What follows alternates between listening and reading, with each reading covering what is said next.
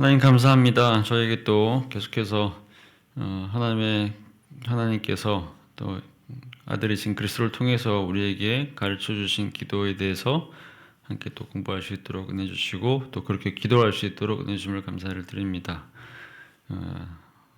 이번 주와 다음 주 두 번에 걸쳐서 모든 과정을 다 마무리하려고 하는데 하나님께서 또 은혜를 더하셔서 오늘 배울 때 잘 배우게 하시고 또 그렇게 기도하는 방법도 잘 배우고 또 실천하도록 은혜를 더하여 주옵소서. 예수님의 이름으로 기도합니다. 아멘. 자, 시작하겠습니다. 6강입니다. 오늘 우리가 다룰 주제는 우리가 우리에게 죄 지은 자를 사하여 준 것 같이 우리 죄를 사하여 주옵시고라고 하는 주제입니다. 오늘 이 12월 마지막에서 두 번째 주. 그래서 이제 오늘 하고 다음 주가 마지막 주죠. 그래서 다음 주도 이제 제가 하기로 해서 다음 주에 이제 남아 있는 시험에 들게 하지 마옵시고 마지막이죠. 그거 하고 이제 대개 나라와 권세와 영광이 아버지께 영원히 있사옵나이다까지 해서 마무리하도록 하겠습니다. 오늘은 우리가 우리에게 죄 지은 자를 사하여 준 것 같이 우리 죄를 사하여 주십시오 그런 주제를 다루겠습니다. 아주 길지는 않아서 아주 오래 걸리진 않을 것 같습니다. 자, 계속해서 하고 있는 내용도 정리합시다. 주기도문의 본문이 두 가지 버전이 있다. 그죠? 마태복음에 좀 이제 완전한 이제 기도문이 틀려 있고 누가복음에 조금 짧게 요약된 형태로 실려 있습니다. 나중에 또 마태복음의 버전을 이제 약간 좀 비슷한 조금 다른 형태로 그렇지만 거의 비슷한 형태로 이제 디다케라고 하는 1세기가 지나서 2세기 첫 번째 문서가 가지고 있다는 얘기를 했습니다. 자, 마태복음 6장 9절에서 13절에 나오는 우리 주기도문은 6개의 청원으로 되어 있는데 그 6개의 청원 중에서 우리가 지금 오늘 하게 될 주제는 3개의 우리 청원, 그러니까 3개의 당신 청원이 있고 그 다음에 3개의 우리 청원이 있는데 지난주에 우리 그 3개의 우리 청원 가운데 첫 번째 걸 했습니다. 오늘날 우리에게 일용할 양식을 주옵시고 우리에게 필요한 양식을 주옵시고라고 기도했던 것이 3개의 우리 청원 중에서 이제 첫 번째 거였죠. 자, 오늘은 3개의 우리 청원 중에서 두 번째입니다. 우리가 우리에게 죄 지은 자를 사하여 준 것 같이 우리 죄를 사하여 주옵시고라고 하는 이 제목이고 다음 주에 할 마지막 세 번째 우리 청원이 우리를 시험에 들게 하지 마옵시고 악에 속옵소서라는 겁니다. 다음 주에 이거 할 거예요. 자, 근데 이제 보니까 마태복음하고 누가복음하고 좀 비교를 해보면 양쪽에 표가 있으니까요. 근데 대개 보면 마태복음이 좀 길게 되어 있고 누가복음이 짧게 되어 있는데 이 주제 같은 경우는 거의 내용이 동일한 것 같습니다. 우리가 우리에게 죄 지은 자를 사하여 준 것 같이 우리 죄를 사하여 주옵시고라고 되어 있고 마태복음은 근데 이제 누가복음도 비슷하긴 하지만 약간 용어가 좀 다르긴 합니다. 번역된 용어가 우리가 우리에게 죄 지은 모든 사람을 용서하오니 우리 죄도 사하여 주옵시고 이게 두 번째가 좀 더 명확해 보이죠? 우리가 우리에게 죄 지은 사람을 모두 용서하니까 그 원인이죠. 그 다음에 이제 우리 죄도 사하여 주옵시고 이렇게 나옵니다. 어쨌든 이제 큰 차이가 있는 건 아닌데 어쨌든 그런 차이가 용어상이 좀 차이가 있습니다. 자, 이제 이게 기본 개요입니다. 자, 근데 이제 3개의 우리 청원 중에서 이제 두 번째 청원이 이제 우리인 건데, 이걸 이제 여러분들이 이제 보시면서 이제 어떻게 느낄지 모르겠지만, 우리가 이제 지금까지 보면 사도신경은 처음부터 이제 사도신경부터 시작을 했는데, 사도신경은 처음부터 끝까지 교리잖아요. 그죠? 그래서 우리가 믿는 내용이 뭔가라는 내용을 다루는 것이 사도신경이었기 때문에, 처음부터 시작해가지고 전능하신 하나님부터 시작해가지고 신론에 대한 얘기를 하고 그다음에 그리스도에 대한 얘기를 하면서 이제 기독론 쭉 얘기하고 그다음에 구원론도 얘기하고 교회론도 얘기하고 종말론도 얘기하고 해가지고 쭉 교리들 쭉 나왔죠.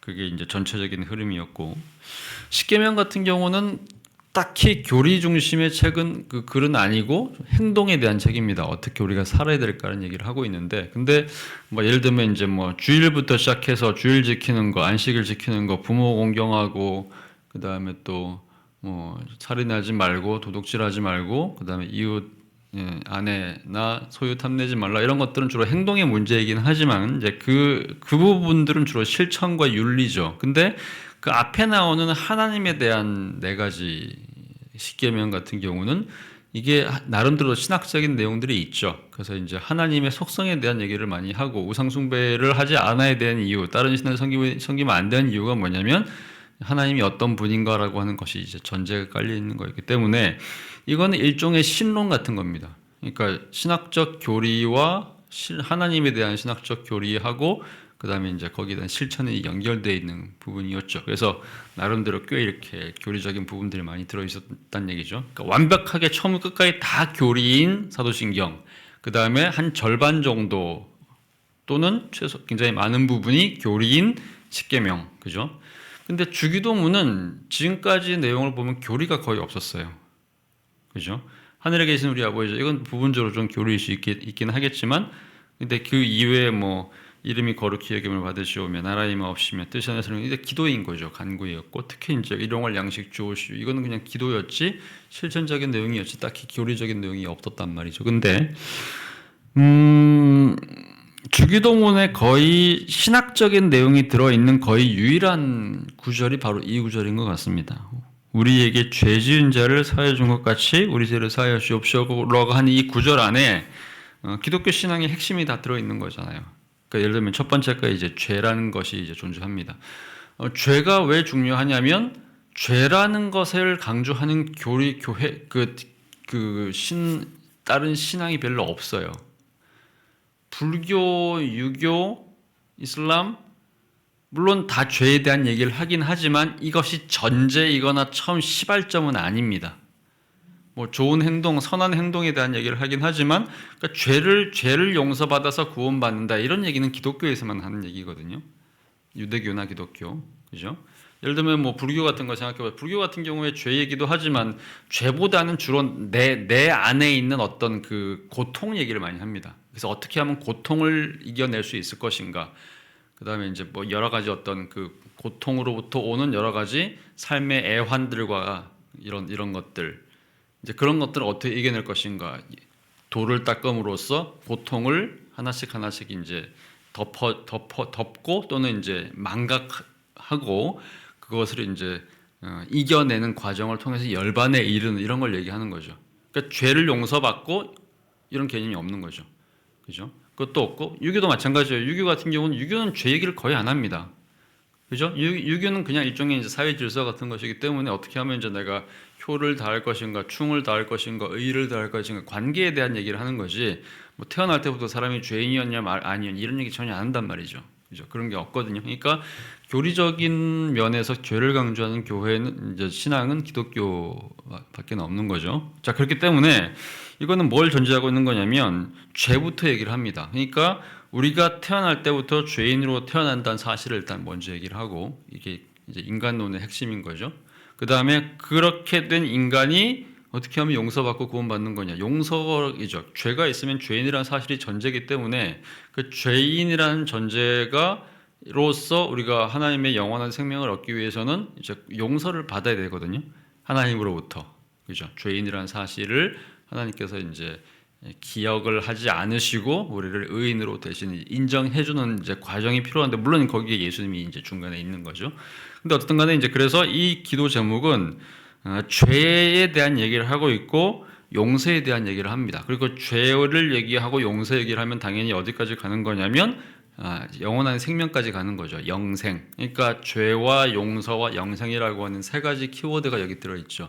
그러니까 이게 그냥 기도이긴 하지만 사실은 여기 안에 굉장히 강력한 어떤 신학적인 내용이 들어있는 그러니까 기독교만의 독특한 일종의 이제 인간론, 죄론, 구원론, 또 다음에 영생론 이런 것들을 얘기하는 그런 내용이기 때문에 다른 종류의 신앙에 비해서 좀 더 이제 기독교적 특성이 강한 그런 기도문이라고 할 수 있죠. 그러니까 사실 다른 것들이야 뭐 다른 이게 기독교의 이름이 아니라고도 아닌 형태로도 기도할 수 있는 내용일 수 있거든요. 그죠? 근데 이 기도 제목은 굉장히 기독교적 기도인 거죠.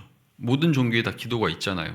근데 이게 예수님이 우리한테 가르쳐서 교회에서 가르치는 게 아니라 그냥 그냥 아무도 모르는 그냥 기독교랑 불교고 뭐고 아무것도 모르는 사람한테 처음 가가지고 이 기도를 딱 하라고 하면 큰 문제 없이 기도할 수 있을 거란 말이죠. 그죠?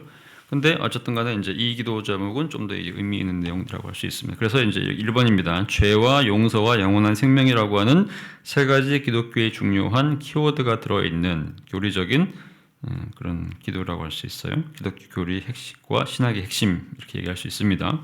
자, 이거는 이제 뭐 그렇단 얘기고, 자, 그 다음에 나오는 내용은 이제 우리가 지난주에 했던 내용과 연결됩니다. 이게 이런 걸 양식을 달라, 우리를 밥 먹게 해달라라고 기도하는 이 기도 제목하고 그 다음에 연결되는 죄 용서를 해달라, 또는 이제 우리가 죄 용서를 한 것처럼 누구를 용서하고 그 다음에 이어서 이제 우리 죄를 용서해달라고 하는 그러니까 밥 먹게 해달라는 기도하고 죄 용서해달라는 기도가 도대체 어떻게 연결될까라고 생각할 수도 있는데 굉장히 깊은 연관성이 있습니다. 자, 왜 그러느냐? 일용할 양식을 간구했던 지난주의 그 기도는, 양식이라고 하는 것은 결국에는 이제 왜 우리가 양식을 먹냐면 살기 위해서 먹는 거죠. 그죠? 살기 위해서 먹는, 물론 이제 우리가 뭐 맛을 즐기기 위해서 또 뭐 일종의 먹는 쾌락, 미식이라고 하는 이제 그 어떤 그런 쾌락의 요소라든지 좀 더 이렇게 그 행복 또는 뭐 이렇게 뭐 그냥 누리는 그런 것도 이제 필요하긴 하겠지만, 가장 1차적으로 먹는 이유는 살기 위해서 먹는 겁니다. 그죠? 생명을 이제 연장하는 것이 목적인 거죠. 근데 양식을 통해서 얻는 생명은 영원한 생명은 아니죠. 일시적인 겁니다.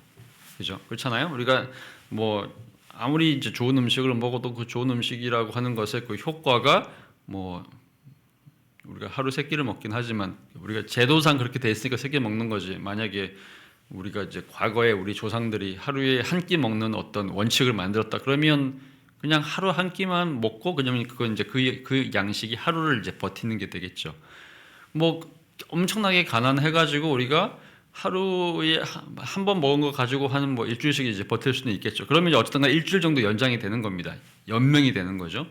그러니까 우리가 아무리 음식을 잘 먹어도 그 음식은 결국에는 이제 최고의 좋은 음식과 영양이 풍부하고 이제 포만감이 풍부한 음식을 먹는다고 하더라도 그 음식은 우리한테 일주일 정도밖에 생명을 부여하지 못합니다. 그리고 일주일 뭐 하루에 3번씩 정말 좋은 것만 먹고 정말 열심히 먹고 온갖 영양을 다 계산해가지고 최고로 좋은 걸 먹는다고 해도 그래도 그 양식이 우리한테 주는 생명은 100년이겠죠. 그죠? 그러니까 아무리 좋은 음식을 먹어도 우리한테 주는 생명의 연장선상은 100년 정도밖에 안 되는 거죠. 일종의 이제 일시적 생명 연장이라는 거죠. 그죠? 그게 이제 우리한테 일용할 양식을 우리가 기도했을 때 누릴 수 있는 최고의 어쨌든 간에 이제 효과라고 할 수 있겠죠. 자, 그런데 생명이 주어지지만 생명을 연장하지만 그 생명이 일시적이라는 거죠. 아무리 길어도 100년이라는 거죠. 근데 이 기도는 이제 뭘 의미하는 거냐면 생명을 그냥 단순하게 일시적으로 최대 100년 하는 그 생명이 아니라 영원한 생명에 대한 간구를 하고 있는 기도가 바로 이 기도인 거죠. 기독교 신앙의 특징이 그거 아닙니까? 우리에게 생명이 두 가지가 있는데 일시적으로 이제 우리의 일상을 유지하게 만드는 살아있는 이 땅에서 살아있는 동안에 이제 생명이 하나가 있고, 그다음에 이제 죽은 이후에 우리에게 주어지는 우리 영혼의 생명에 대한 얘기를 하는데, 그 영혼의 생명을 얻게 하기 위해서는 중요한 것이 죄 용서받는 과정이 필요한 거죠. 그러니까 죄 용서는 우리한테 영원한 생명을 보장하는 것이기 때문에, 그래서 이제 두 가지 생명입니다. 지난주에 했던 일용할 양식은 일시적 생명, 육체의 생명을 보존하는 수단으로서의 양식이기 때문에 이제 그것을 위해서 기도했던 것이고, 이번에 하는 이제 두 번째 기도는, 이어서 하는 기도는 죄 용서를 통한 영원한 생명이라고 하는 두 번째 주제, 실제적으로는 더 중요한 주제 연결되는 거겠죠. 그래서 첫 번째 주제였던 이제 우리 일용할 양식에 이어서 일시적 생명이죠. 그 다음에 이어서 이제 영원한 생명, 그러니까 일용할 생명, 하루하루의 생명 플러스 영원한 생명이라고 하는 시간을 초월하는 생명까지 두 가지를 다 포괄하는 이제 기도가 1번과 2번 연결해서 쭉 주어지는 거라고 할 수 있겠습니다. 물론 다음 주에 나오는 주제도 시험에 들게 하지 말라, 악에서 구하옵소서, 이건 결국 역시 이제 죄에 빠지지 않게 해달라고 기도하는 거기 때문에 이 기도는 역시 이제 오늘 기도랑 연결되겠죠. 그래서 이제 우리 청원의 1번, 2번, 3번은 그런 점에서 셋 다 연결되는 거다. 그죠? 이게 서로 따로따로 있는 게 아니라 1번, 2번, 3번이 이제 하나의 흐름을 타고 있다. 이렇게 생각하시면 될 것 같습니다. 자, 이 얘기를 이제 이미 초대교회의 교우들도 이미 하고 있어요. 그러니까 그러니까 그 영원한 생명이라는 이 주제하고 일시적 양식으로서의 생명 두 가지가 연결되는데, 이 연결된다는 얘기를 이미 이제 2세기와 3세기에 살았던 이제 그 교우들도 그렇게 설명을 하고 있고 16세기 종교개혁자들도 이제 그렇게 설명을 합니다. 자, 2세기, 3세기에 살았던 서방 교우 테르툴리아누스도 이렇게 설명하네요. 하나님이 얼마나 후한 분인지를 생각한 후에는 마찬가지로 그분의 자비로움을 향해 말하는 것이 합당하다. 이제 이분은 이제 하나님에 대한 얘기를 합니다. 그러니까 우리가 일용할 양식을 구할 때는 하나님을 어떤 분으로 알고 기도를 하는 거냐. 그러니까 일용할 양식 자체에 포커스를 두거나 죄 용서 그 자체에 포커스를 두는 게 아니라 이 기도를 통해서 그 기도를 들어주시는 하나님께 초점을 두는 거죠. 터툴리안 같은 경우는. 그래서 하나님이 우리한테 양식을 줄 때 그분은 그럼 어떤 분인 거냐? 그분은 후하신 분이다. 넉넉히 베푸는 분이다라는 이제 전제가 있으니까 그런 기도를 하는 거죠. 그러니까 이제 그렇게 들어주실 거라고 믿고 기도한다는 얘기죠. 근데 이번에 하는 기도는 이제 그분의 자비로움을 향해서 기도합니다. 그러니까 우리의 죄를 용서해 주실 만큼 은혜로우신 분이다. 사랑이 많으신 분이다. 다른 말로 자비로우신 분이다. 이런 이제 전제를 가지고 하는 거기 때문에 하나님에 대한 이제 신앙 고백이 여기에 담겨 있다라고 얘기하는 겁니다. 그러니까 우리한테 일용할 양식을 주시는 하나님, 후하신 분이시구나. 우리의 죄를 용서해 주시는 분이신 하나님, 자비로우신 분이구나. 하나님에 대한 신앙 고백인 거죠. 자, 그다음에 이어서 이제 쭉쭉쭉쭉 이렇게 좀 건너뛰고요. 그래서 이렇게 얘기합니다. 주님은 자기 자신을 유일하게 죄 없는 분으로 알고 계셨으며, 그래서 그분은 우리 죄를 용서해 주시기를 빌라고 우리에게 가르치신다. 죄 사함을 구하는 간구는 하나의 완전한 고백이다. 왜냐하면 죄 사함을 구하는 자는 자기 죄책을 완전히 시인하는 것이기 때문이다. 이렇게 얘기를 합니다. 그러니까 죄 용서를 우리가 왜 구해야 되는 거냐? 그러니까 이렇게 이제 예수님은 이게 우리를 위한, 주님이 우리한테 가르쳐 주신 기도인데 사실 이 기도가 주님한테 필요한 기도는 아니죠. 왜냐하면 예수님은 죄가 없으신 분이니까 예수님이 이 기도를 하나님 앞에 할 필요는 없잖아요. 그렇잖아요. 왜냐하면 주님은 죄가 없으신 분으로 오셨던 하나님이시기 때문에 죄가 없으신 분인데 그 하나님이신 예수님이 내 죄를 용서해 달라고 기도할 필요는 없잖아요. 그죠? 그러니까 이 기도는 예수님한테 필요한 기도가 아니라는 겁니다. 그러면 이제 이 기도는 우리한테 왜 가르쳐 주셨느냐? 예수님과는 다른, 그러니까 인성에 있어서는 이제 우리랑 같지만 죄가 없다는 얘기는 이제 신성의 능력을 갖고 있다는 얘기인데, 죄가 없는 그 속성을 갖고 있는 예수님이 죄가 있는 우리를 배려하셔서 우리는 결국에는 이제 예수님처럼 되려면, 예수님을 닮아가려면 죄가 없는 상태로 이제 가야 되는 거니까. 그래서 이제 죄 용서라는 단계를 우리는 밟아야 된단 말이죠. 그래야지 예수님을 닮아갈 수가 있겠죠. 그러니까 우리에게 필요한 그 기도 제목을 예수님께서 우리한테 가르치시면서 너희들한테 필요한 기도는 바로 이런 거야라고 이제 아주 구체적으로 얘기를 해주시는 거죠. 그래서 죄 사함을 구하는 기도는 완전한 하나의 고백이고, 또 이제 이것이 신학적이라는 얘기는 죄 사함을 구하는 자는 자기가 죄인이라는 사실을 인정하는 것이기 때문에, 이게 기독교 신앙의 표준이잖아요. 나는 죄인입니다라고 시작하는 것이 기독교 신앙의 표준이기 때문에 우리가 죄인이라는 사실을 인정하지 않으면 기독교 성립하지 않죠. 그러니까 이제 신학적인 어떤 내용들이 여기 담겨 있다라고 얘기할 수 있을 것 같습니다. 자, 그다음에 이제 3세기의 서방교부 키프리아누스, 그러니까 3세기 하나는 이제 앞에 보면 테르툴리아누스는 2, 3세기고, 그다음에 서방교부 키프리아누스는 3세기라고 해서 그러면 2, 3세기랑 3세기 무슨 차이가 있을까? 쉽게 말하면 한 세대 정도 차이가 나는 거죠. 그러니까 테르툴리아누스가 키프리아누스보다 한 세대 정도 진짜 빠른 사람입니다. 그러니까 아버지와 아들 정도의 나이 차이 있죠. 한 30세 정도 차이. 그러니까 이런 거죠. 그러니까 키프리아누스는 테르툴리아누스가 가르친 내용을 알고 있어요. 그러니까 자기의 선배이자 스승이었던 테르툴리아누스가 가르친 내용을 알고 그 내용에 근거해서 자기 얘기를 한번 더 합니다. 근데 그 얘기가 바로 그 얘기예요. 그 다음 얘기죠.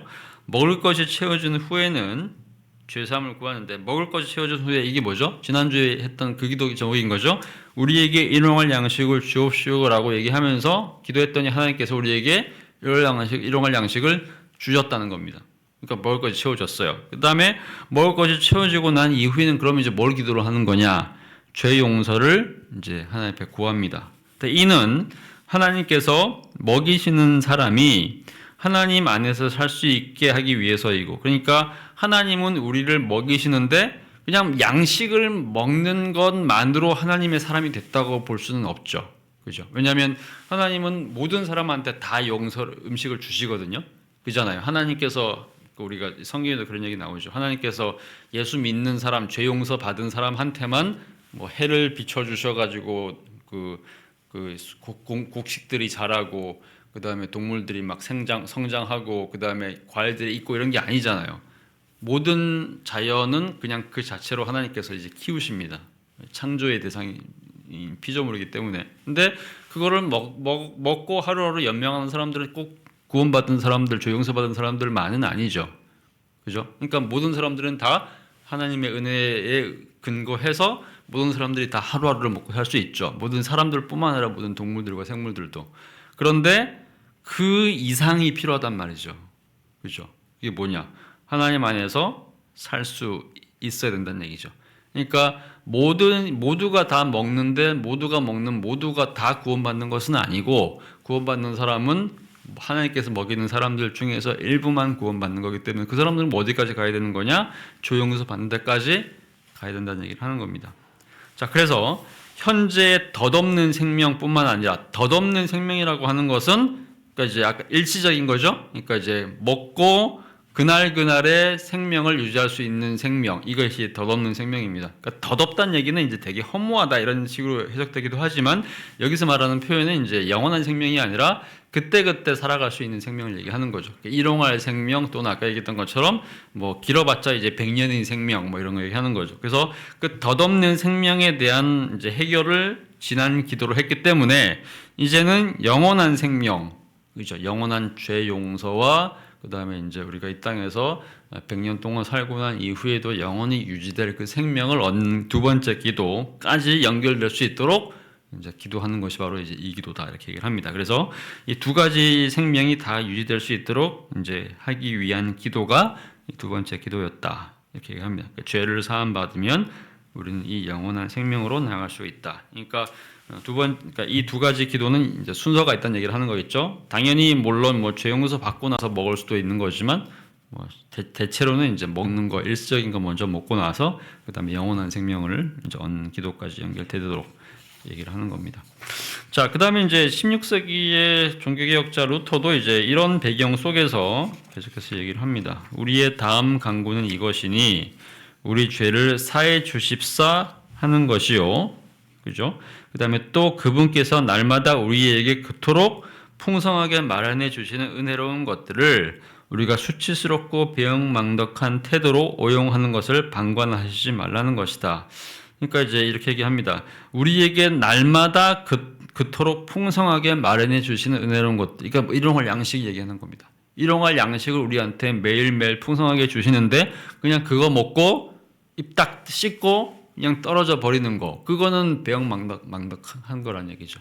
그러니까 이제 이거는 모든 사람들 다 필요한 거겠죠. 그러니까 이 땅에 있는 모든 사람들은 사실은 다 하나님의 은혜 속에서 하나님께 주시는 양식을 먹고 사는데, 근데 이제 그 은혜를 알아서 그 아버지께 나아가서 내가 죄인이라는 사실을 고백하고 주님께 의존하는 사람이 있는 반면에, 그게 아니라 음식을 먹으면서도 그것을 준 분이 누군지를 알지도 못하고 그분한테 감사하지도 않고 그분한테 이제 영원한 생명을 의탁하지도 않은 사람들이 되게 많죠. 그죠?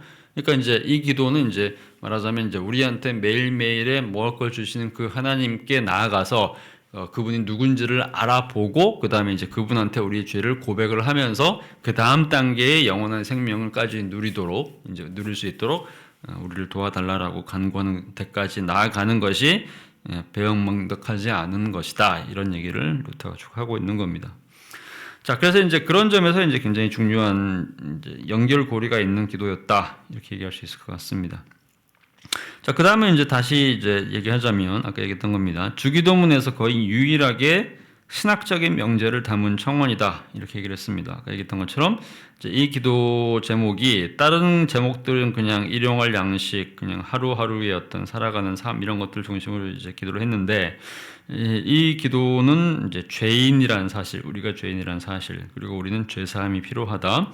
그리고 이제 죄 사함이 필요하다는 얘기는 이제 용서를 받아야 된다는 얘기고 용서를 받으면 구원받는다라고 하는 이 네 가지 키워드, 소위 이제 구원론의 기독교 기원론의 아주 중요한 키워드를 담고 있는 기도 제목이다. 그래서 의미가 있다는 얘기를 합니다. 아까 얘기했던 3세기 서방교 큐프라누스 이렇게 얘기합니다. 누구도 나는 무죄하다, 나는 죄가 없다라고 우쭐대는 일이 없도록, 그리고 자화자찬하는 자는 더 철저히 멸망하도록 너는 날마다 죄 짓는다라고 이 간구는 그에게 교훈하고 가르친다. 자기 죄에 대해서 날마다 탄원하라고 명령한다는 점에서 말이다. 그러니까 기독교 신앙은 사실 그래서 이제 죄인이라는 사실이 굉장히 이제 중요한 일종의 시작점입니다. 우리가 이제 어느 날 그래요. 그러니까 우리 태어나서 이렇게 쭉 이렇게 신앙을 가지고 자랍니다.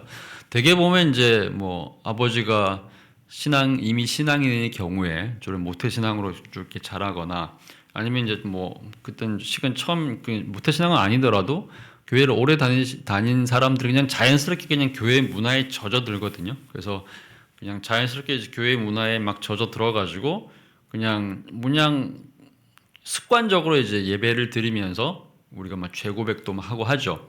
그리고 죄고백도 하고 그냥 기독교 신앙의 내용들을 그냥 받아들이는 거죠. 그래서 우리가 죄인이라는 사실도 그냥 인정하고 예수님이 구원자라는 사실을 그냥 인정하고 예수님 믿음으로써 구원받는다는 사실을 인정하고 뭐 이 정도까지 이제 그냥 하고 봉사도 하고 이러면서 뭐 집사도 되고 장로도 되고 막 그런단 말이죠. 근데 이런 종류의 그냥 일상적인 교회 문화에 젖어 있는 사람으로 평생 살다가 죽을 수도 있어요. 그럴 수 있죠. 근데 교회 역사에서 보면 항상 어떤 그 새로운 어떤 부흥 같은 것들이 일어날 때마다 갱신이 일어날 때마다 이제 그래서 한번 뒤집혀 가지고 새롭게 이제 교회가 막 개혁되는 그럴 때는 항상 어떤 일이 있냐면 예수를 안 믿거나 신앙이 아예 없던 사람이 교회로 들어올 때도 그렇고 이미 교회 안에 있는 사람들도 그렇고 공통의 고백이 뭐냐면 자기가 죄인이라는 사실을 재인식하게 되는 거죠. 그래서 그냥 단순하게 그냥 습관적으로 교회를 다니거나 문화적으로 교회를 다니는 게 아니고 그냥 입으로 늘 고백해 왔고 그냥 늘 머리로 그냥 단순하게 믿어왔던 것들이 진짜 각성이 돼요. 그래가지고 내가 얼만큼 큰 죄인인지를 갑자기 막 자각을 하면서 이제 견딜 수 없는 고통을 당하게 되는 거죠. 왜냐하면 자기가 죄인이라는 사실을 그냥 온몸으로 느끼게 된단 말이죠. 그래서 이제 그렇게 되면 터져 나오죠. 그래서 막 터져 나오면서 이제 막 엉엉 울고 막 눈물 콧물 다 쏟고 그다음에 이제 가슴을 막 쥐어짜고 뭐 이러면서 그러면서 이제 막 고통에 이제 시달리게 됩니다. 이게 이제 대개 보면 부흥 역사에서 일어난 일이거든요. 예를 들면 이런 거죠.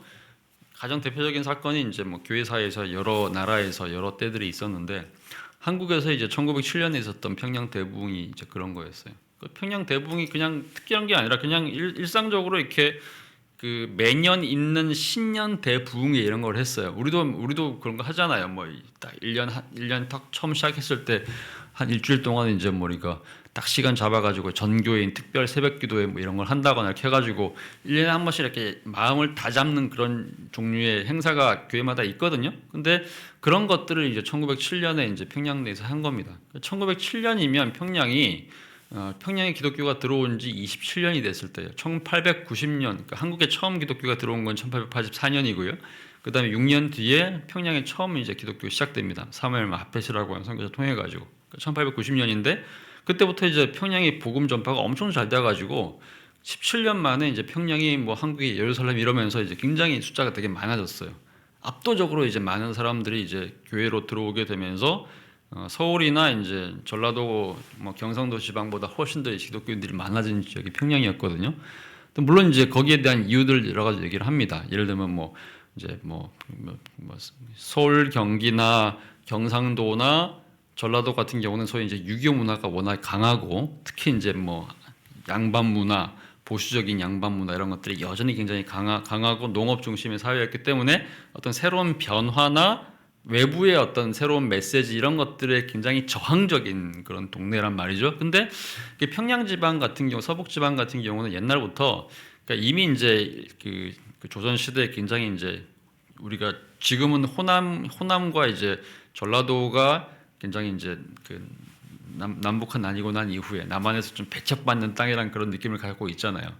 근데 조선 시대는 그 주로 북한 지방이 그랬거든요. 특히 이제 평양은 이제 옛날에 고구려의 수도이기도 했고 그다음에 또 고려의 수도이기도 했기 때문에 그런 점에서 새롭게 생긴 조선 왕조로부터 처음부터 일종의 배척을 받았던 그런 지방이기도 합니다. 근데 그 이후에도 시간이 지나면서 이제 이쪽 사람들은 계속해서 이제 주로 이제 그 만주 통해 가지고 중국이랑 계속해서 무역을 하는 사람들이었기 때문에 굉장히 상인들이 많은 지방이에요.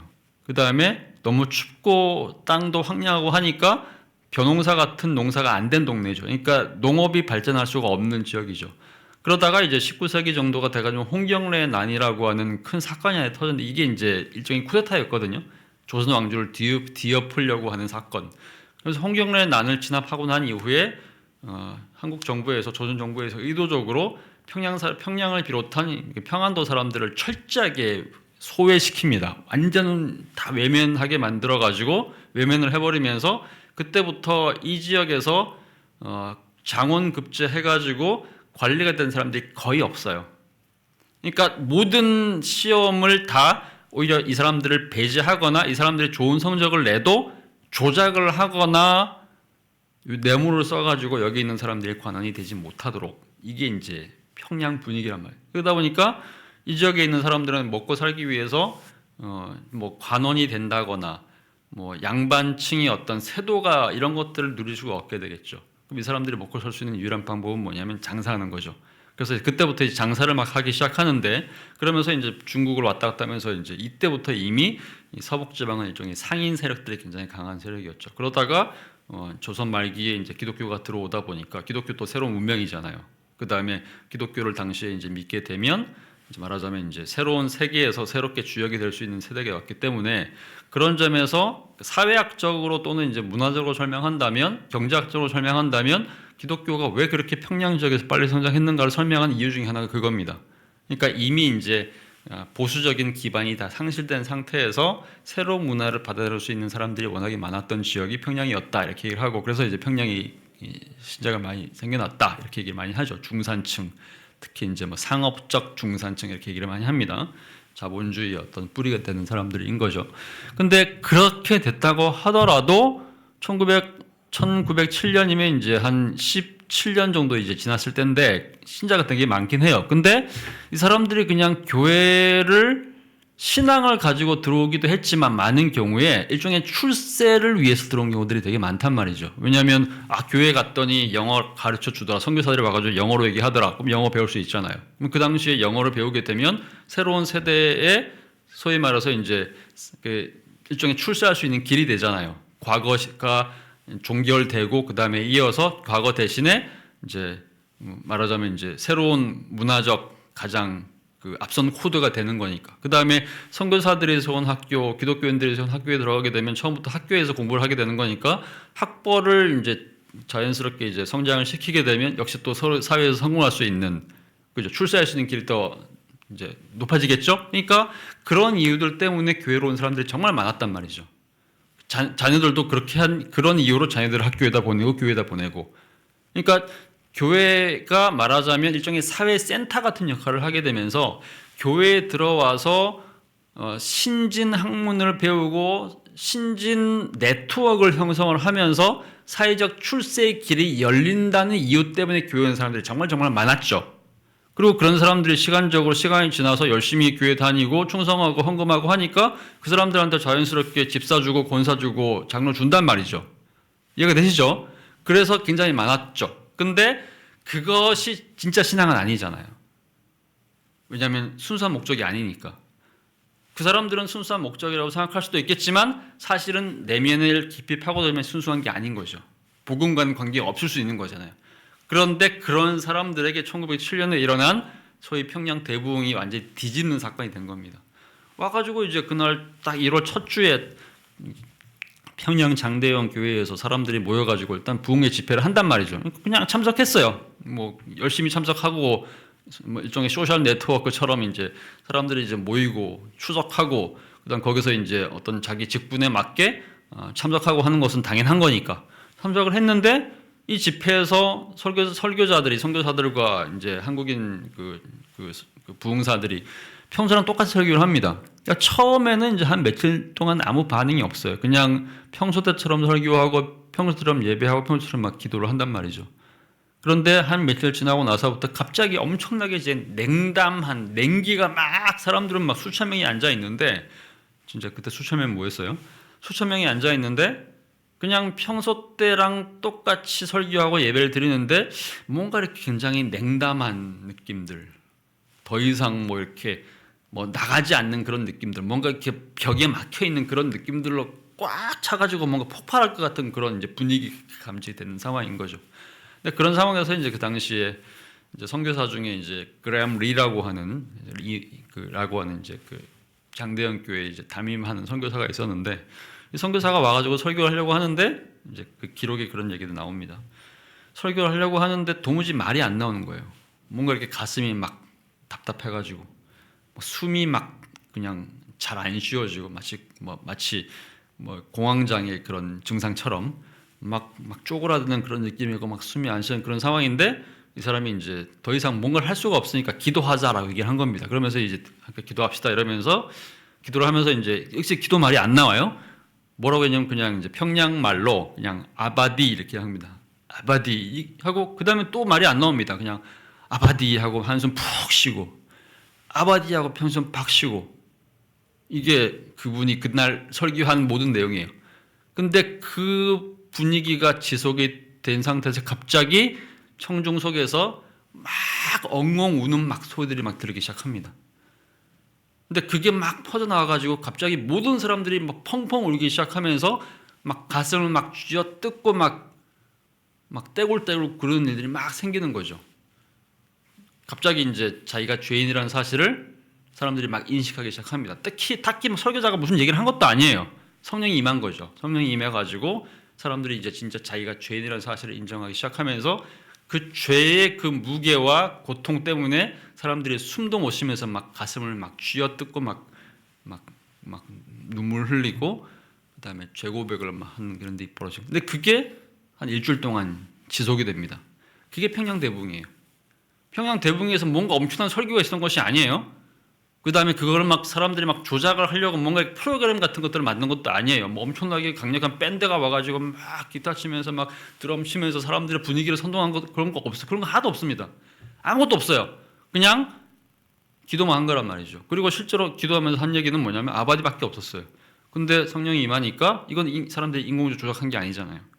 갑자기 이제 모두가 뭘 한 거냐면 자기가 죄인이라는 사실을 이제 고백을 합니다. 그러니까 미친 듯이 이제 평양에 있는 거의 모든 이제 교회에서 이런 일들이 일어나게 되면서 막 진짜 이제 눈물 흘리고 질질 짜고 그냥 떼굴떼굴 구르고 막 가슴 옷을 막 찢고 막 성경에 보면 이제 뭐 죄를 그 옷을 찢고 머리에 막 죄를 막 뒤집어 쓴다는 얘기 막 나오잖아요. 근데 그게 도대체 뭐 하는 거냐? 근데 이게 그냥 습관적인 행동이라고 생각할 수도 있는데 정말로 이렇게 가슴에 그냥 엄청나게 고통스러운 죄인식과 죄고백과 이런 것들이 이제 차게 되면 이제 그런 행동을 자연스럽게 할 수밖에 없게 되는 이제 그런 거인 거죠. 이게 이제 기독교적 제고백의 이제 현실인 거죠. 자, 그런 일들이 실제로 이제 일어난 겁니다. 그래서 이제 그때 이후에 평양에서 이제 이미 그때부터 이미 그 이전에도 굉장히 많은 사람들이 들어와서 평양에 기독교인 숫자가 많았기 때문에 평양 대부흥이기도 했고 평양이 예루살렘의 얘기를 들었지만 그 1907년에 있었던 그 사건 이후에 실제로 평양 기독교가 한 바퀴 뒤집힙니다. 숫자는 물론 훨씬 더 많이 늘었죠. 숫자만 는 게 아니라 내용이 바뀌었단 말이죠.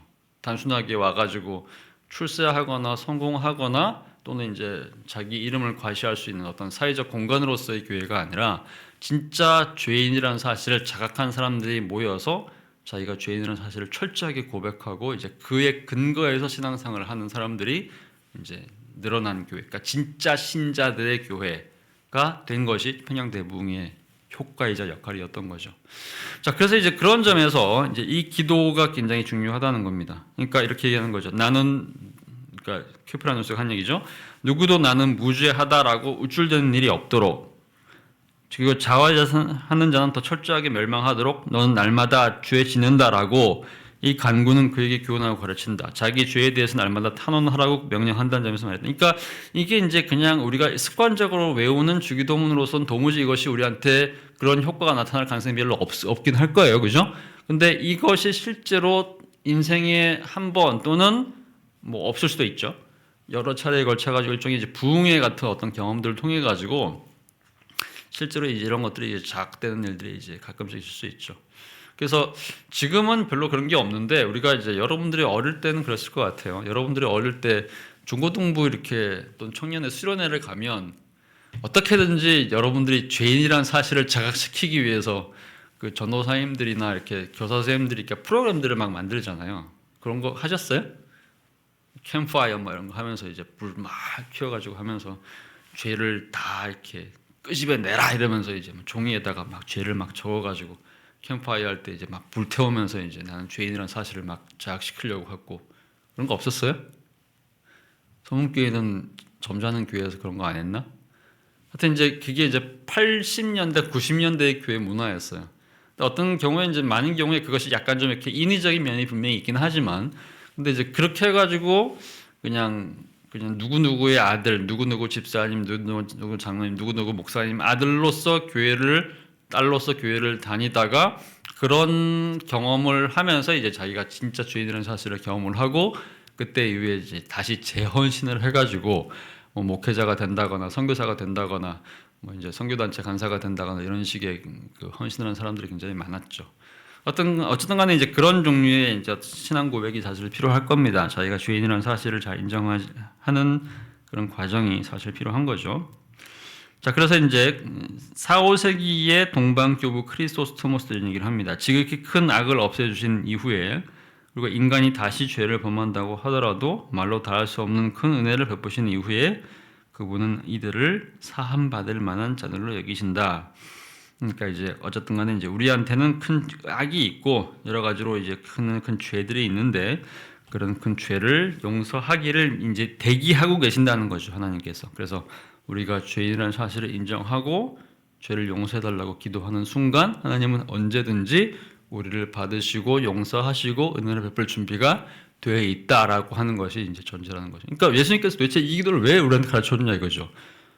그러니까 예수님께서 이 기도를 우리한테 가르치는 이유는 뭐냐면 예수님의 아버지가 하나님이니까 하나님이 이 기도를 가르치라고 예수님한테 이제 얘기하신 거죠. 그러니까 그걸 가르친 거니까 무슨 얘기냐면 이 기도는 이미 하나님께서 들을 준비가 되어 있다. 그러니까 일용할 양식을 주실 준비도 되어 있고 우리 죄를 용서할 준비도 되어 있다라는 거죠. 그럼 어떻게 해야지 해주죠? 물론 하나님께서 가만히 있어도 다 일용할 양식을 주시기도 하시고 우리가 딱히 뭘 안 해도 죄를 용서하시기도 하시겠지만, 근데 이왕이면 우리가 간구해서 양식을 주세요, 죄를 용서해 주세요라고 우리가 솔직하게 얘기했을 때 하나님께서 더 크게 그것을 분명하게 채워주시기를 우리 요구하신다는 거죠. 그래서 우리한테 이제 우리가 해야 될 어떤 행동에 대한 이제 법칙을, 원칙을 말씀하시는 겁니다.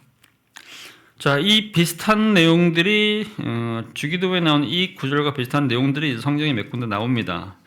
주기도문과 성경의 다른 구절들에 이제 근거하면 특히 이제 마태복음에 그런 얘기들이 많이 나오는데 예배 중에 죄사함이라고 하는 청원 순서가 왜 필요한지를 이제 보여주는 그런 내용들이죠. 그러니까 우리도 오늘도 여러분들이 오전에 예배 드렸을 때 순서가 있었어요. 예배 순서 중에 처음 딱 이제 땅 치고 그러니까 부르는 그 예배 순서 중에 그 예배로의 부름이 있죠. 그죠? 그래가지고 이제 찬양하면서 이렇게 딱 일어나가지고 이제 사도신경 외우고 나면 그 다음부터 이제 바로 하는 게 뭐냐면 여러분들의 죄를 고백하라고 얘기를 하죠.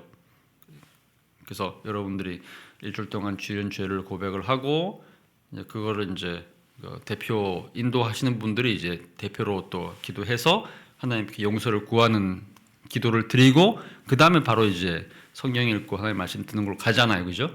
근데 그게 도대체 왜 있냐, 그 순서가 도대체 왜 있는 거냐? 이유가 뭐냐면 우리가 하나님 앞에 예배를 드릴 때 하나님 앞에 나아 오려면 죄인인 상태로 올 수는 없단 말이죠. 왜냐하면 죄와 하나님은 함께 갈 수가 없는 거니까. 그럼 뭘 해야 되는 거냐? 우리가 죄인인 상태로 왔다가 하나님 앞에 죄를 용서를 구하고, 그래서 우리가 죄를 용서를 구하면 당연히 하나님께서 용서해 준다는 어떤 약속이 있죠, 그죠? 그러니까 우리가 죄인이라는 사실을 하나님 앞에 고백을 하고 하나님 용서해 준 상태에서, 아니면 그때부터 이제 의인인 상태에서 예배를 드릴 수 있게 된다는 얘기죠. 그런 과정이 이제 예배 순서 안에 들어가는 겁니다. 그러면 이런 예배 순서 안에 죄 용서받는 과정, 죄 용서를 참회의 시간이라고 하는 그 시간이 예배의 첫 순서 안에 들어가게 된 이유가 뭐냐? 그게 바로 이제 우리가 봤던 이 주기도문의 이 기도문의 내용하고 그 다음에 마태복음의 다른 내용들도 그런 이유들이 있습니다. 이제 말하는 그 근거란 얘기예요. 이렇게 얘기합니다. 마태복음 5장 23절 24절. 그러므로 예물을 제단에 드리다가 거기서는 이 형제에게 원망 들을 만한 일이 있는 줄 생각나거든 예물을 제단 앞에 두고 중단하고 먼저 가서 형제와 화목하고 그 후에 와서 예물을 드리라. 그러니까 예물을 드리는 거는 구약 시대에 이제 예물을 드리는 건 일종의 제사였던 거죠. 제사를 한 거죠. 오늘날의 예배인 겁니다. 예배를 드리는데 내가 죄를 지은 일이 있다, 누구를 용서하지 못한 일이 있다, 다툰 일이 있다, 마음에 엄청난 부담감이 있다. 그러면 그 상태로는 예배를 하나님께 받지 않는다는 얘기죠. 그러니까 그 일을 해결하고 와야지 예배를 드릴 수 있는 거니까, 그런 점에서 이제 이런 순서를 가지라는 얘기를 합니다. 그 다음에 마태복음 5장 43절 45절. 내 이웃을 사랑하고 내 이웃을 원수를 미워하라 라는 말을 들었지만 내가 너희에게 이르노니 너희 원수를 사랑하고 핍박한 자를 위해 기도하라. 이같이 한즉 하늘에 계신 아버지의 아들이 되리니 이는 하나님이 그 해를 악인과 선인에게 비추게 하시며 비를 의로운 자와 불의한 자에게 내리십니까. 하나님은 이제 모든 사람들에게 다 은혜를 베푸시는 분이기 때문에, 그러므로 이제 옛날에는 이제 구약 시대에는 이웃만 사랑하고 원수를 미워하라 이렇게 얘기를 했는데, 예수님이 오신 이후에는 이제 모두를 사랑하라 이렇게 하는 거죠. 자, 7장 1절. 비판을 받지 아니하려거든 비판하지 말라. 너희 비판하는 그 비판으로 너희가 비판을 받을 것이요 너희 헤아리는 그 헤아림으로 너희가 헤아림을 받을 것이니라. 어찌하여 형제의 눈 속에 있는 티는 보고 눈 속에 있는 들보는 깨닫지 못하느냐. 눈 속에 있는데 형제에게 말하기를 나로 내 눈 속에 있는 티를 빼게 하라. 외식하는 자여 먼저 내 눈 속에서 들보를 빼어라. 그 후에 밝히 보고 형제 눈 속에서 티를 빼리라.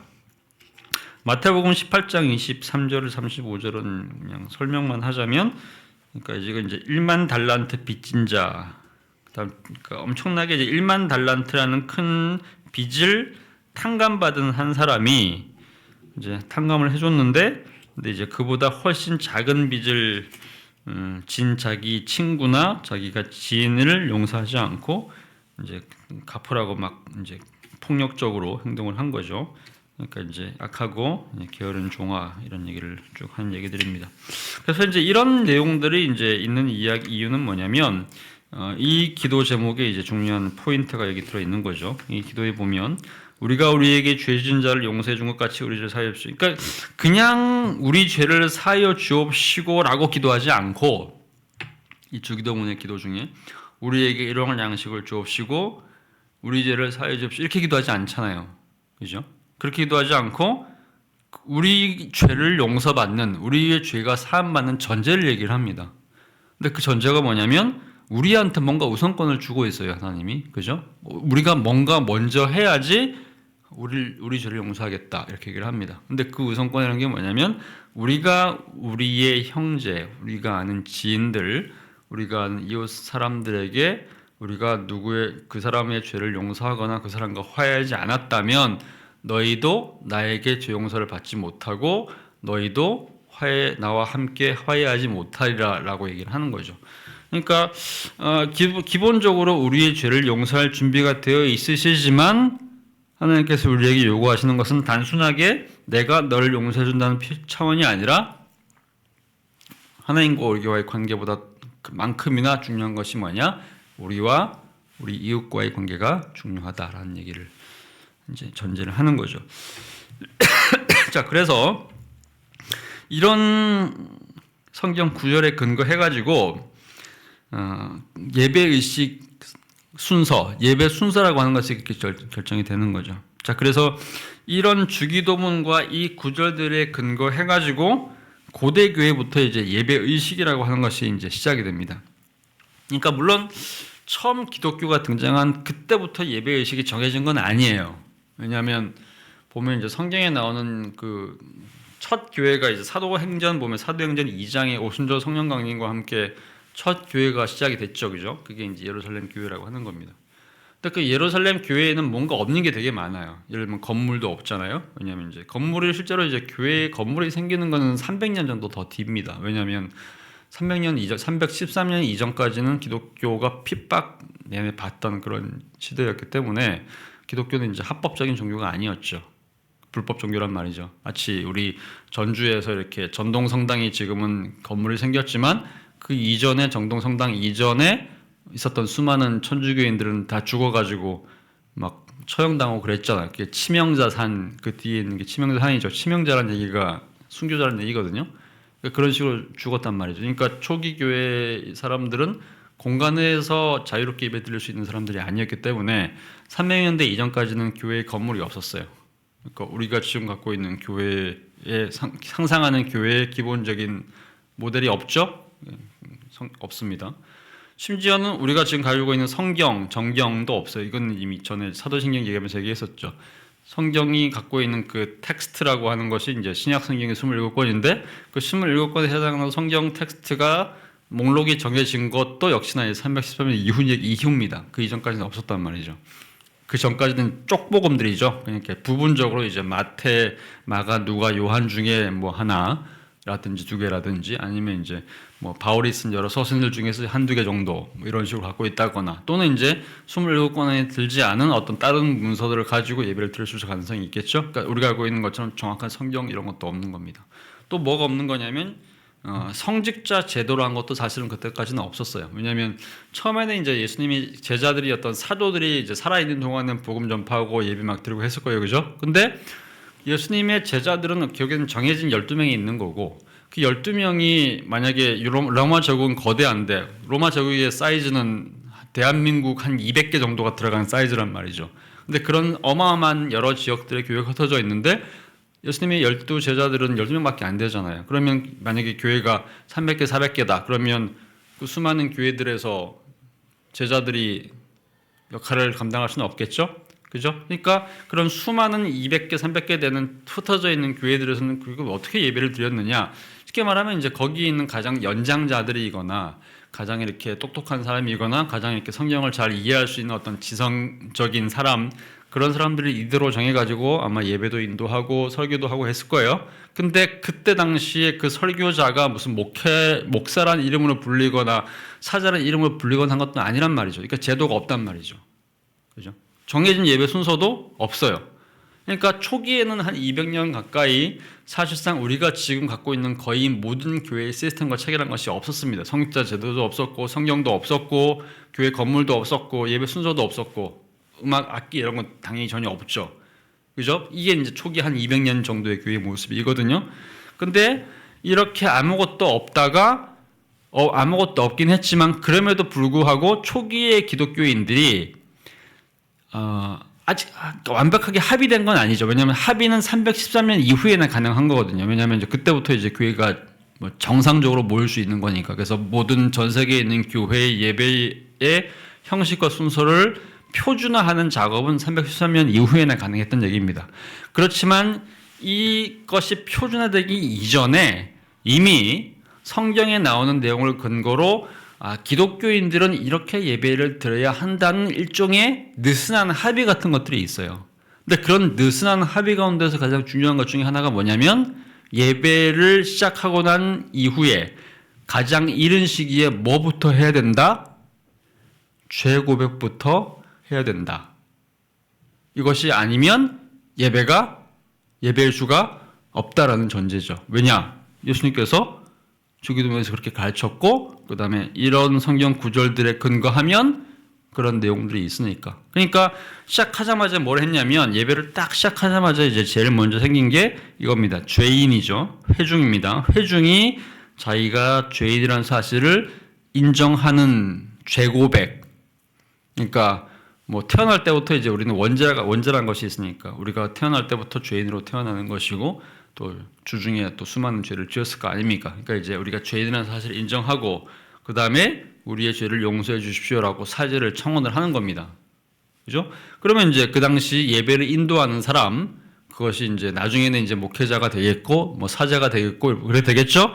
그런 사람들이 그리스도 앞에서 기도를 하면서 예수님께서 그렇게 하면 죄를 고백하면 용서해 준다고 얘기를 했으니까 그 구절에 근거해서 주님께서 우리의 죄를 사하여 주셨음을 이제 선언하는 거죠. 그것이 이제 목회자와 사제에 의한 죄 사함의 선언인 겁니다.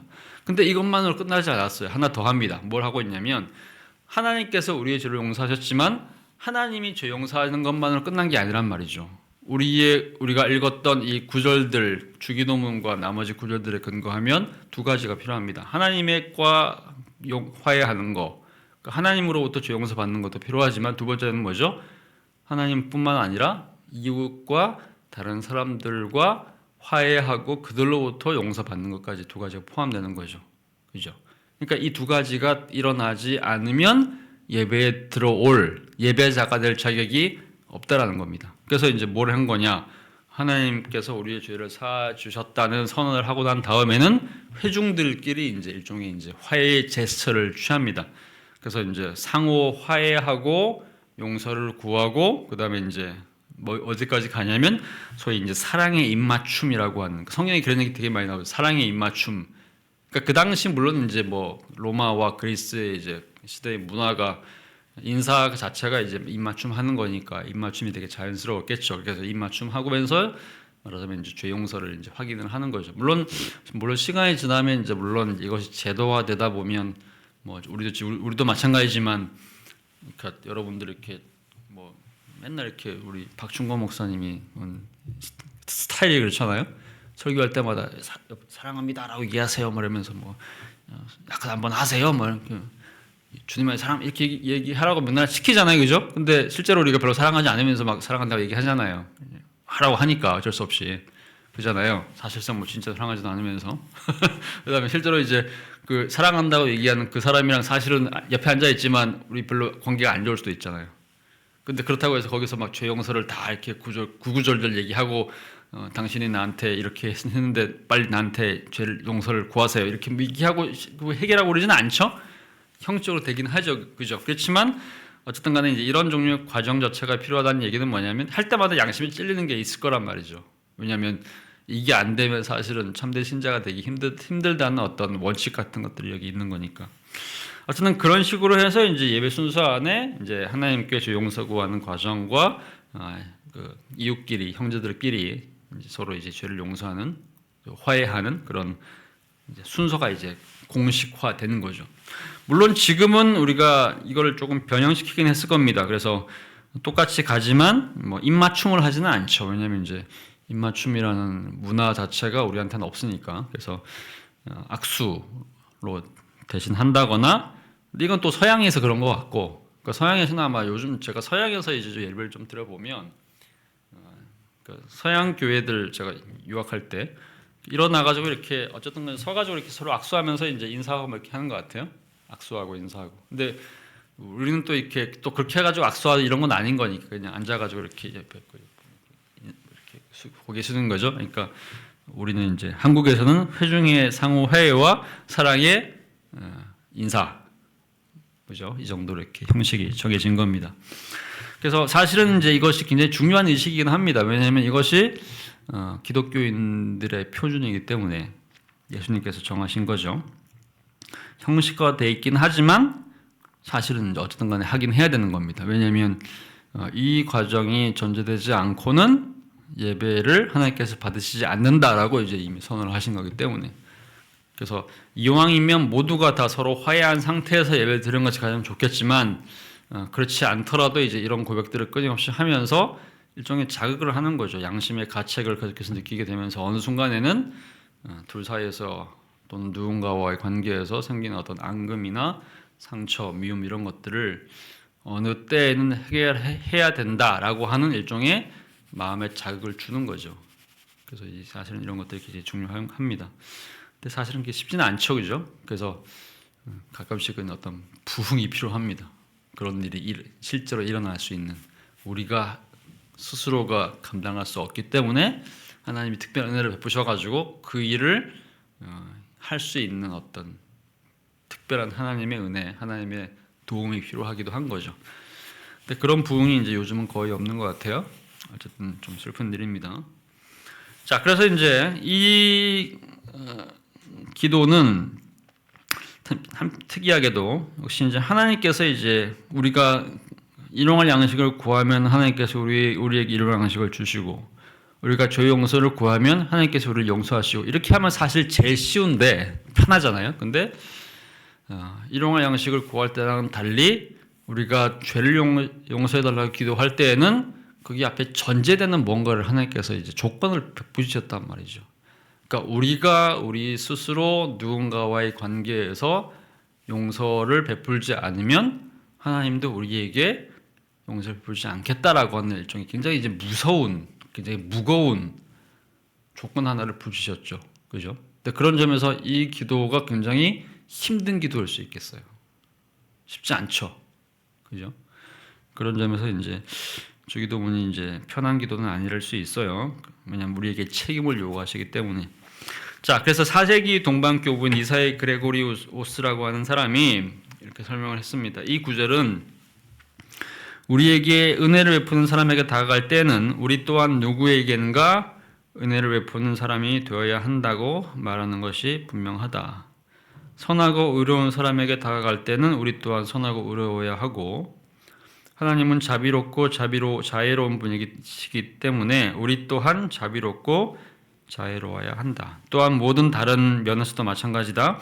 하나님은 온유하고 인자하셔서 우리에게 좋은 선물을 주시고 더할 수 없이 자비롭게 대해주시니 바로 하나님의 그 존재 자체에서 우리가 목격하는 이 모든 성품을 우리도 자원해서 우리의 삶으로 가져와야 한다. 이 말이 되게 멋있는 것 같아요.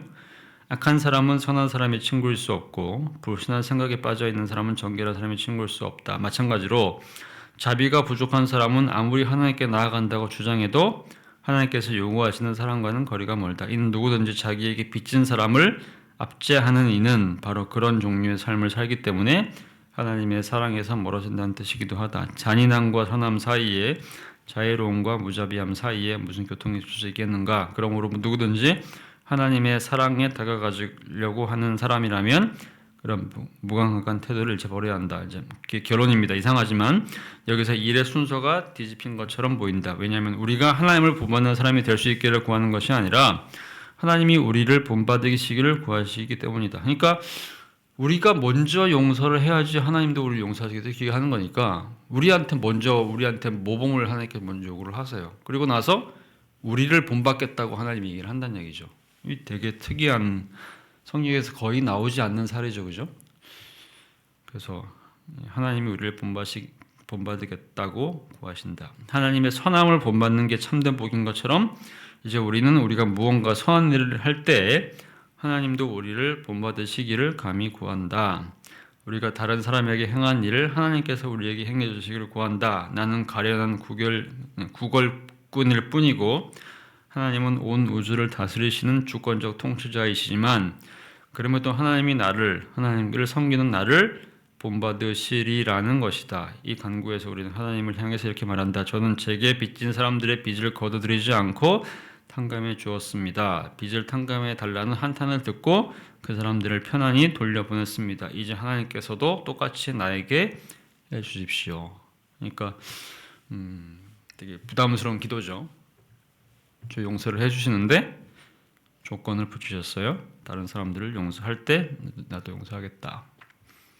그러니까 하나님이 우리를 먼저 앞세우시고 하나님이 먼저 우리한테 모범을 요구하시고 그 모범을 우리도 따르겠다라고 하신다는 얘기죠. 그럼 반대로 하면 우리가 누군가를 용서하지 않고 누군가를 사랑하지 않고 누군가를 받아들이지 않으면 하나님도 그렇게 하시겠다. 무서운 경고죠, 그죠? 그런 점에서 주기도문이 그냥 단순하게 외울 수 있는 기도는 아닌 것 같습니다. 하여튼 이제 그런 제목을 하나님께서 우리에게 주셨고 간구와 책임 사이에 우리가 하나님 앞에 이제 강구할 수 있는 권리도 주셨지만 한편으로는 이제 우리가 스스로 책임을 지도록 하는 그런 모습도 주셨어요. 그러니까 우리를 그냥 호락호락하게 그냥 편하게 살도록 두지는 않으신 것 같습니다. 자, 그래서 이제 이 제목, 그러니까 이 기도 제목, 그러니까 세 번째 세 개의 우리 청원 중에서 두 번째 청원은 그런 점에서 신학적이기도 하고 그 이전의 주제에 연결되기도 하면서 동시에 우리에게 굉장히 큰 어떤 무거운 부담감을 주는 기도이기도 하다. 이렇게 결론 낼 수 있겠습니다. 자, 이렇게 해서 마무리하고요. 다음 주에는 이제 시험에 들게 하지 마옵시고 악에서 구하옵시옵소서, 그다음에 성령까지 해서 주기도문 전체를 완전히 끝내도록 하겠습니다. 자, 여기까지 감사합니다. 수고하셨습니다. 네.